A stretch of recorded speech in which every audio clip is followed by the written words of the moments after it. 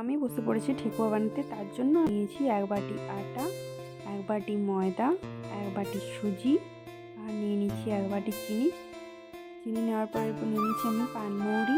পানমৌরি নেওয়ার পর তারপর নিয়েছি আমি নারকেল কুচি। তারপর আমি অল্প নুনও দিয়েছি। আর এরপর দিয়েছি আমি কিছু ড্রাই ফ্রুটস। আর তোমরা তোমাদের ইচ্ছা মতো দিতে পারো। তারপর আমি ময়ানের জন্য ঘিটা গরম করে রেখেছি। এই যে ঘিটা আমি দিয়ে দেবো এই জন্য ময়ানের জন্য।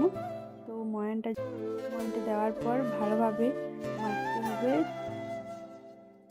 আমি যেরকমভাবে মাখছি, আর এটা হাতে যখন মুঠো করে ধরা যাবে তারপর একটু জল দিয়ে ডোটা রেডি করতে হবে। এই যে দেখতে পাচ্ছ হাতে মাখা যাচ্ছে। তারপর আমি একটু জল দিয়ে এই যে ডোটা রেডি করে নিয়েছি। একটু টাইট ডোটা রেডি করতে হবে, খুব নরম হলে হবে না, এটা রুটির মতন করলে হবে না, একটু টাইট করে তারপর আমি এই যে হাতে করে নিয়ে এবার আমি শেপ নিজের ইচ্ছে মতো তোমরা শেপ দিতে পারো। তো আমাকে শেপ দেওয়ার কিছু ছিল না, তো আমি একটা চামচ নিয়েছি, চামচ করে এই যে পাতার মতো করে শেপ দিয়ে দিয়েছি।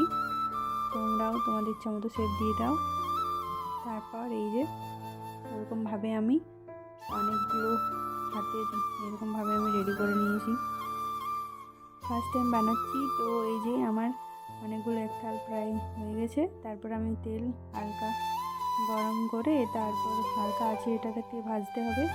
এগুলো ভাজতে একটু টাইম নিয়ে ভাজতে হবে, কারণ বেশি আছে ভাজা চলবে না। এই যে হালকা আছে আমি ভাজছিলাম, আর আমার অনেকগুলো দেখতে রেডিও হয়ে গেছে। আর খেতেও সত্যি প্রথমবার বানিয়েছি, কেউ বলবে না দারুণ হয়েছিল।